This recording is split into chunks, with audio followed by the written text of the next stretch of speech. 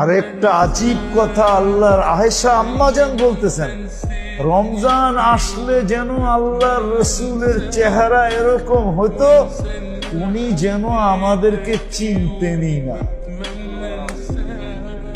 চিনতেনই না।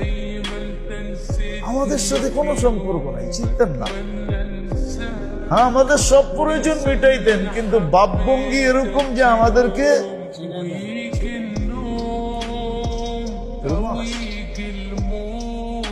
আর তৃতীয় ছিল, তৃতীয় আল্লাহ যাকে যতটুকু দিছে,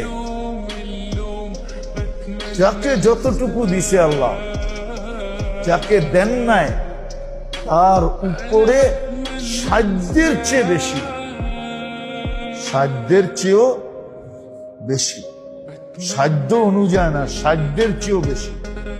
কেন আল্লাহর রসুল যেটা করতেন, হাদিসে যেটা পাওয়া যায়, আল্লাহর রসুল কারিহিল মুরসালা, তুফানকে পর্যন্ত হার মানায়া দিতেন রমজানের দান খয়রাত সদকাতের দিক দিয়ে।